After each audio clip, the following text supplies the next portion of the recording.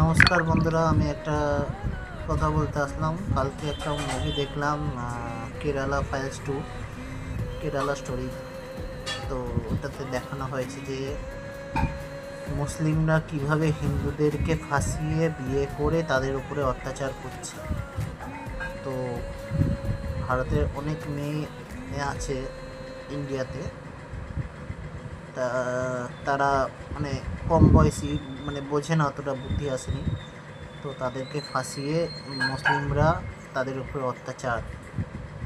একবার হলেও আপনারা কেরালা স্টোরি 2টা দেখবেন, তো কিছু বোঝার জিনিস আছে এর মধ্যে। তো মুসলিমরা আমাদের উপরে যা আগেও অত্যাচার করে এসছে, এখনও করছে। তো হিন্দুরা যতক্ষণ না এক হচ্ছে ততক্ষণ না মানে ওরা অত্যাচার করেই যাবে। মুসলিমরা আমাদের হিন্দুদের ওপর, হিন্দুদেরকে কিছুই মনে করে না, মানে যেমন তেমন মনে করে।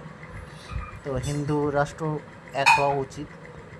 আমাদের হিন্দুদের মধ্যে একতা না যতক্ষণ না আসবে ততক্ষণ ওরা জ্বালিয়ে খাবে, ঠিক আছে আমাদেরকে। তো অনেক বাজে পরিস্থিতি করে দিচ্ছে। আমাদের হিন্দু মুসলিম এক এক কখনো হতে পারে না, ঠিক আছে। মুসলিমদেরকে তাড়ানো উচিত এই ইন্ডিয়া থেকে, যা অত্যাচার করছে, ঠিক আছে হিন্দুদের ওপর। হিন্দুরা এক হও, নাহলে এখনও সময় আছে। হিন্দুরা এক না হলে পরবর্তী যা দিন আসবে খুবই খারাপ। কেরালা স্টোরি 2টা মানে অনেকটা ভালোভাবে বোঝানো হয়েছে। যদি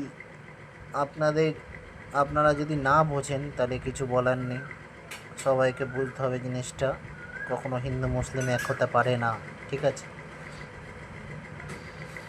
তো এটাই বলতে আসলাম, কেরালা স্টোরি 2টা একবারে হলেও দেখবেন। খুবই মানে একটা মেয়ে বুদ্ধি আছে, এক একটা মেয়ের হাঁটুতে বুদ্ধি, ঠিক আছে। তো এটাই বলতে আসলাম যে ভালোভাবে ভেবেচিন্তে যা ডিসিশান নেবেন ভেবেচিন্তে নেবেন। আর পালিয়ে বিয়ে করছেন, ঠিক আছে, মা বাবাকে জানিয়ে বিয়ে করুন, শেয়ার করুন লোকেশান, ছেলের বাড়ির ঠিকানা, মা বাবা কেমন সব দেখে তারপর ভালোবেসে বিয়ে করুন, ঠিক আছে।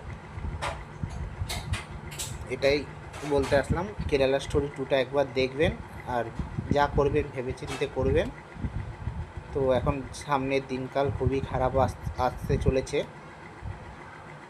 ওকে বন্ধুরা, টাটা, আবার নেক্সট ভিডিওতে দেখা হবে।